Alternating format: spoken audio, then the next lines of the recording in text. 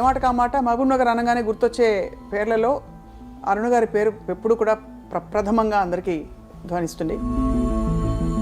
అరుణ గారు 33% మహిళల రిజర్వేషన్ ఏ విధంగా దేశ పురోగతికి సమాజ పురోగతికి తోడ్పడుతుంది, సహాయపడుతుందని మీరు అనుకుంటున్నారు? కొంత దీని మీద ఒక రకమైనటువంటి ముద్ర వేసేటటువంటి ప్రయత్నం కాంగ్రెస్ పార్టీ చేయడము, ప్రతిపక్షాలు చేయడం అనేది మనం చూస్తా ఉన్నాం కదా. దానికి వాళ్ళు చేసేటటువంటి దానికి ఉన్నదానికి చాలా తేడా ఉంది. మీరు రాజకీయాల్లో ఉన్న ఒక సక్సెస్ఫుల్ మహిళగా అరుణ గారు, మీరు ఒత్తిళ్లు బాగా ఫేస్ చేసి ఉంటారు. మీరు కూడా యాక్చువల్గా ఇప్పుడు నేనేమి ఎక్సెప్షన్ కాదు. మీరు పొలిటికల్ ఫ్యామిలీ అయినప్పటికీ కూడా తొక్కేస్తారా? కర్ణాటక ఎన్నికల ఫలితం చూశాక అండ్ ముఖ్యంగా ఇక్కడ అసెంబ్లీ ఎన్నికల్లో మీరు నెగ్గలేకపోయారు భారతీయ జనతా పార్టీ. మరి ఎందువల్ల మీ నినాదాన్ని కానీ ఈ గొప్ప సందేశం మీరు ఏదైతే చెప్తున్నారో మోదీ గారిది ప్రజల్లోకి తీసుకెళ్ళలేకపోయారు? అసెంబ్లీ ఎన్నికలకి ఎందుకు తేడా వచ్చేసింది? ప్రజలని మోసం చేసి కేసీఆర్ కంటే ఎక్కువ గ్యారంటీలు చెప్పేశారు కాంగ్రెస్ పార్టీ నాయకులు. సో మొత్తానికైతే ఈసారి సీన్ మారుతుందంటారు. డెఫినెట్గా మీరు చేసే అభివృద్ధికి పైన ఒక హిందూ ధర్మం అనే ఒక దుప్పటి కప్పడం వల్ల మీరు చేసే పనులన్నీ పక్కకి వెళ్ళిపోయి ధార్మిక అంశాలపై దృష్టి పెడుతున్నట్టు ప్రొజెక్ట్ అవుతోంది జనానికి. మన సంస్కృతి, సంస్కారము, మన ధర్మము అవన్నీ నిలబెట్టుకుంటూ ముందుకు వెళ్తుండాలి. కానీ అయోధ్య రామ మందిరం నిర్మాణం ఎన్నికల్లో పనికొస్తుందని భావిస్తున్నారా? మతపరమైనటువంటి పార్టీని ఒక ముద్ర వేసి ప్రతిపక్షాలైనటువంటి వాళ్ళు ఇతర మతస్థులకి ఏమన్నా చేసిందా భారతీయ జనతా పార్టీ ఇదే విధంగా, ఇదే చందంగా? ఒక మసీదు కట్టిస్తానని కానీ, ఒక చర్చ్ కట్టిస్తానని కానీ.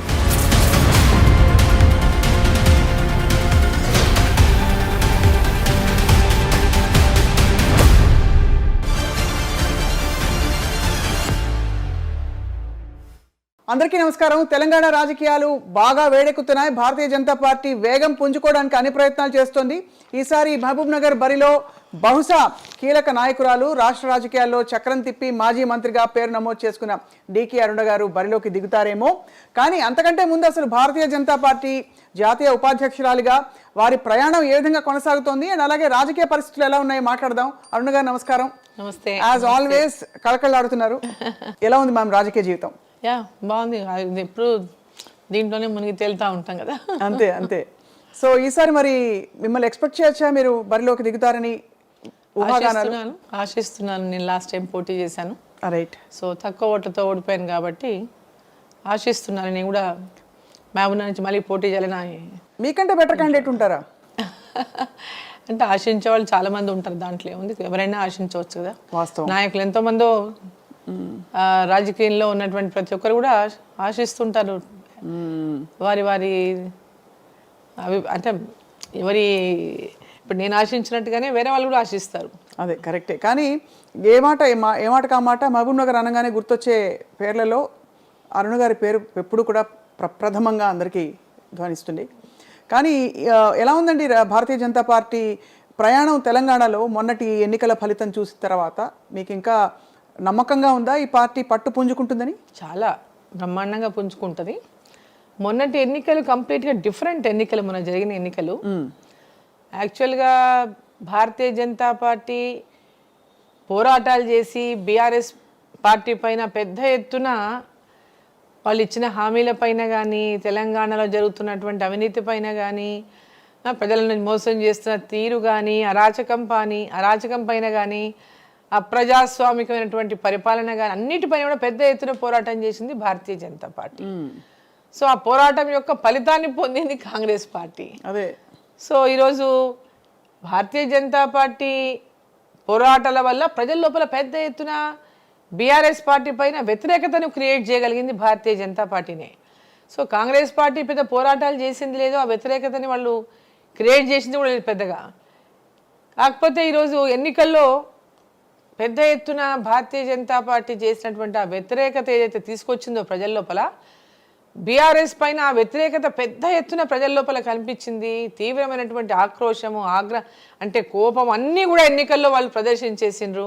అనుకోకుండా కాంగ్రెస్ పార్టీ కొంత మెజార్టీతో అధికారంలోకి వచ్చింది. సో ఆ ఎన్నికలకు ఈ ఎన్నికలకు పోలిక ఉండదు.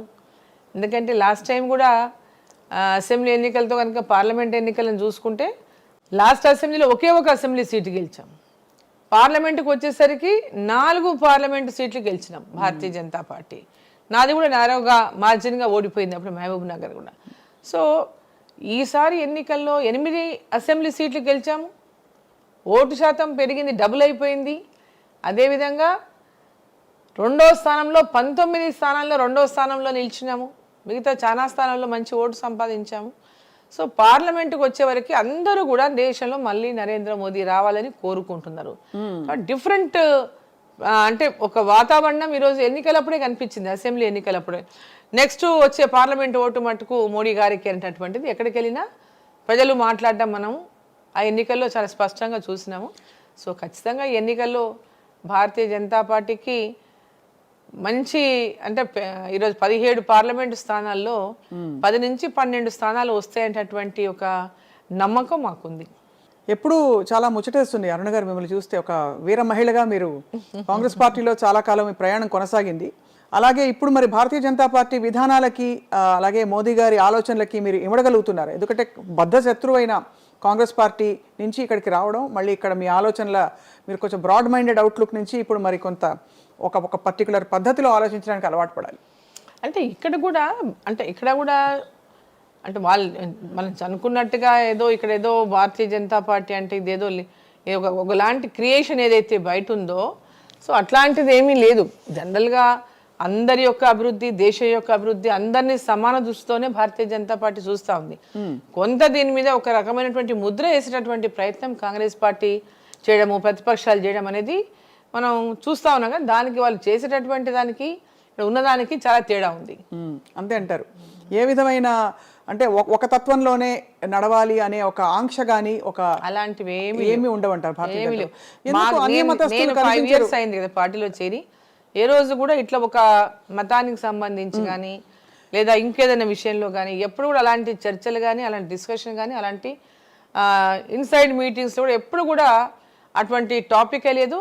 ఈ దేశం యొక్క అభివృద్ధి లక్ష్యంగా నరేంద్ర మోదీ గారు ఎప్పుడు ఏ సమావేశంలో అయినా ఇంటర్నల్ స్మాల్ మీటింగ్స్లోనైనా కూడా వారు ఈ దేశం యొక్క అభివృద్ధి లక్ష్యం, ఈ ప్రజల యొక్క అభివృద్ధి లక్ష్యంగానే ఆ లైన్లోనే వారు మాట్లాడతారు. ఎప్పుడు కూడా విభజించి మాట్లాడడం కానీ ఏ రకమైనటువంటి అలాంటి ప్రతిపక్షాలు విమర్శించేటువంటి విధంగా ఏ రోజు కూడా నేను మాట్లాడడం నేను చూడలేదు.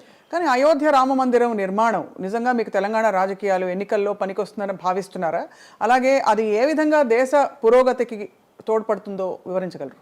అది ఎన్నికలకు రామాలయానికి ప్రజలకు ఇచ్చినటువంటి వాగ్దానం. అది రామాలయం నిర్మిస్తామని 370 ఆర్టికల్ని రద్దు చేస్తామని హామీ ఇచ్చారు. 370 ఆర్టికల్ని రద్దు చేశారు. అదేవిధంగా ఎన్నో సంవత్సరాలుగా ప్రజలు ఎదురు చూస్తున్నటువంటి రామాలయాన్ని ఇవాళ నరేంద్ర మోదీ గారు సుప్రీంకోర్టు తీర్పు వెలువడిన తర్వాత దాన్ని పూర్తి చేసి 3 సంవత్సరాల్లోపు పూర్తి చేస్తామని చెప్పారు. దాన్ని పూర్తి చేశారు. దాన్ని అయోధ్యలో రామ మందిరంలో శ్రీరాముల వారి యొక్క ప్రాణ ప్రతిష్ఠ చేయడం జరిగింది. సో అంటే ప్రజలకంతా కూడా ఒక సెంటిమెంట్ కదా, రాముడు శ్రీరాముడు అనగానే ప్రతి ఊర్లో గుడి కట్టుకుంటారు. శ్రీరాముల వారి గుడి కట్టుకుంటారు, ఆంజనేయుల వారి గుడి కట్టుకుంటారు, శివాలయం కట్టుకుంటారు. గుడి లేనంటే అంటే ఏ ఊర్లోకి వెళ్ళినా ఎంత చిన్న గ్రామమైనా ఆ ఊర్లో గుడి లేదనుకుంటే ఫస్ట్ ఊరంతా కలిసి ఒక గుడి కట్టుకుంటారు. ఓ పెళ్ళైనా ఓ శుభకార్యమైనా ఏదైనా అంటే గుడి ఉండాలి, దేవుడు దానికి పూజ, దానికి ఒక ఆనవాయితీ మన ధర్మం వస్తూ ఉంది. దాంట్లో ఈరోజు రాముడు జన్మించినటువంటి అయోధ్యలో రాముడికి గుడి లేదు. అక్కడ ఒక షెడ్ అంటే ఒక చిన్న గుడిసెలో రాముని బొమ్మ ఉంది, ఇన్ని రోజు రాముని విగ్రహం ఉంది అన్నప్పుడు ప్రజల లోపల సెంటిమెంటు ఇది అరే ఇన్ని సంవత్సరాల నుంచి శ్రీరామునికి సొంత తను పుట్టినటువంటి స్థలంలో జన్మస్థలంలో ఆయన గుడి లేకపోవడం ఏంది, ఆయన విగ్రహం బయట పెట్టడం ఏంది అనేటటువంటిది ప్రజలకు తెలిసినటువంటి సందర్భం అది. సో ఆనాడు జనవరి 22 దేశంలో ఉన్నటువంటి ప్రజలందరికీ కూడా అదొక పెద్ద అంటే వాళ్ళు ఏ పండగ చేసుకుని అన్ని పండగలకు మించి ఆ రోజు రాముల వారి ప్రాణ ప్రతిష్టను సెలబ్రేట్ చేసుకున్నారు. అరుణ్ గారు, మీరు చాలా రాజకీయ జీవితం చూశారు, వాస్తవాలు చూస్తున్నారు. ఇతర మతస్థులకి ఏమన్నా చేసిందా భారతీయ జనతా పార్టీ ఇదే విధంగా ఇదే చందంగా? ఒక మసీదు కట్టిస్తానని కానీ, ఒక చర్చి కట్టిస్తానని కానీ, లేదు వాళ్ళని కలుపుకుపోదాం, లేదు ఫలానా ముస్లిం మైనారిటీకి సంబంధించిన వ్యక్తులకి అవకాశాలు ఇస్తామని కానీ అటువంటి పరిస్థితులు ఉన్నాయి బీజేపీలో? ఎవరిని విడదీసింది లేదు. అంటే ఐ మీన్ ఈ మా అంటే రిలీజియన్ పరంగా వీళ్ళని దూరం పెట్టిందని వాళ్ళని దగ్గర తీసింది అనేటటువంటిది. అంటే ఇక్కడ వాళ్ళంతకు వాళ్ళే ఒకలాంటి ఒక అంటే కొంత దూరంగా ఉంటున్నటువంటి వాట భారతీయ జనతా పార్టీకి వారంతకు వారే ఒక దూరం భారతీయ జనతా పార్టీని దూరం చేసుకుంటున్నటువంటి. భారతీయ జనతా పార్టీలో కానీ నరేంద్ర మోదీ గారు కానీ ఏ మతాన్ని దూరం చేసుకోవాలని కానీ ఎవరినైనా దూరం పెట్టాలని కానీ ఈ దేశంలో మనం అందరం కూడా కలిసిమెలిసి ఉన్నటువంటి వాళ్ళం కలిసిమెలిసి ఉండాలా. ఈరోజు అందరికీ ఏ అభివృద్ధి కార్యక్రమాలు చేసినా దాంట్లో అందరూ ఆ అభివృద్ధి కార్యక్రమంలో భాగస్వాములు అవుతున్నారు కదా. ప్రతి కార్యక్రమం ఏ అభివృద్ధి ఫలం ఎవరికి అందించినా కులమత భేదాలు లేకుండా ఈరోజు అందరికీ అందుతున్నాయి కదా. కులాన్ని బట్టి ఈరోజు పథకాలు ఏమైనా అందిస్తున్నారా? ఇది కేవలం ఒక అంటే ఏమంటారు అభాండం అని చెప్పాలి. భారతీయ జనతా పార్టీ మీద ఏ రకమైనటువంటి ఈరోజు ప్రజల లోపల నెగటివ్ లేదు కాబట్టి మతపరమైనటువంటి పార్టీని ఒక ముద్ర వేసి ఇతర ప్రతిపక్షాలైనటువంటి వాళ్ళు లబ్ధి పొందాలని చూస్తూ ఉన్నారు. వాళ్ళు ఒక ముద్ర వేసేసి లబ్ధి పొందాలనేటటువంటి ప్రయత్నం వ్యతిరేకమైనటువంటి పార్టీలు చేస్తామనే కానీ ఇక్కడ అందరినీ కలుపుకుపోవాలి, ఈ అభివృద్ధి అందరికీ పంచాలి. ఈ దేశంలో ఉన్నటువంటి ప్రతి ఒక్కరు కుల మత భేదాలకు అతీతంగా ప్రతి గ్రామం అభివృద్ధి చెందాలి, ప్రతి రాష్ట్రం అభివృద్ధి చెందాలి, ఈ దేశం అప్పుడే అభివృద్ధి చెందాలనేటువంటి లక్ష్యంతో మోదీ గారు పనిచేస్తూ ఉన్నారు. సబ్కా సాత్ సబ్కా వికాస్ సబ్కా విశ్వాస్ సబ్కా ప్రయాస్ మోదీ గారి నినాదమే ప్రజల అందరి యొక్క అభివృద్ధి. ఈసారి అంటే బహుశా కాంగ్రెస్ పార్టీ పుంజుకోవడం చూసిన తర్వాత అయ్యో నేను కాంగ్రెస్ పార్టీలో ఉండుంటే మరింతగా సేవ చేసి ఉండొచ్చు అనే భావన కలగడం సహజం. అంటే అట్లా ఏం అనిపించలేదు, అట్లా అనిపించింది అంటే ఎందుకంటే అక్కడ విధానపరంగా మీకు చాలా విషయాలు అనుకూలించాయి. మేమంటే ఒక సీనియర్ నాయకురాలు అక్కడ అనుకూలించడం అని కాదు, అక్కడ ఫస్ట్ నుంచి అక్కడ ఉన్నాం కాబట్టి ఫస్ట్లో అక్కడ ఉన్నాం, ఎక్కువ రోజులు అక్కడ ఉన్నాం కాబట్టి అందరితో ఆ కనెక్షన్స్ ఉన్నాయి కాబట్టి ఇక్కడికి వచ్చినాక ఫస్ట్లో కొత్తగా ఉండింది. ఇప్పుడు అందరూ ఇక్కడ కూడా అందరూ ఫ్యామిలీ లాగా అయిపోయినారు. అట్లా ఏం లేదు, ప్రాబ్లం ఏమీ లేదు. ఎందుకు మొన్నటి కర్ణాటక ఎన్నికల ఫలితం చూశాక అండ్ ముఖ్యంగా ఇక్కడ అసెంబ్లీ ఎన్నికల్లో మీరు నెగ్గలేకపోయారు భారతీయ జనతా పార్టీ. మరి ఎందువల్ల మీ నినాదాన్ని కానీ ఈ గొప్ప సందేశం మీరు ఏదైతే చెప్తున్నారో మోదీ గారిది ప్రజల్లోకి తీసుకెళ్ళలేకపోయారు? అసెంబ్లీ ఎన్నికలకి ఎందుకు తేడా వచ్చేసింది? అంటే ఇక్కడ పెద్ద ఎత్తున ప్రతిపక్షాలన్నీ అంటే బీఆర్ఎస్ పార్టీ కానీ కాంగ్రెస్ పార్టీ కానీ ఒక వ్యూహాత్మకంగా భారతీయ జనతా పార్టీని అంటే ఎదగకుండా అడ్డుకోవాలనేటటువంటి ఒక వ్యూహాన్ని రచించుకొని ముందుకు పోయినాయి. భారతీయ జనతా పార్టీ పెద్ద ఎత్తున తెలంగాణలో బలపడతా ఉంది. ఎప్పుడైతే దుబ్బాక గెలిచిందో, ఎప్పుడైతే జిహెచ్ఎంసీలో గెలిచారో, ఎప్పుడైతే హుజరాబాద్లో గెలిచారో ఈ పార్టీని కనుక అడ్డుకట్ట వేయకపోతే ఇది ప్రమాదం అనేటటువంటిది ఇరు పార్టీలు కూడా కాంగ్రెస్ కానీ బీఆర్ఎస్ కానీ ఇరు పార్టీలు కూడా ఎట్లయినా వ్యూహాత్మకంగా భారతీయ జనతా పార్టీని దెబ్బ కొట్టాలనేటటువంటి లక్ష్యంతో ఒక ప్రణాళికబద్ధంగా ఏం చేస్తారు, ఇక్కడ ప్రజల లోపల ఒక అనుమానాన్ని కేసీఆర్ గారు సృష్టించేటటువంటి ప్రయత్నం చేస్తారు. ఇక్కడ తిడతారు, ఇమ్మీడియట్గా మళ్ళీ కేంద్రంలోకి వెళ్ళి ప్రధానమంత్రిని కానీ కలుస్తారు, వాళ్ళ అపాయింట్మెంట్ అడగడము, వాళ్ళతో కలవడము.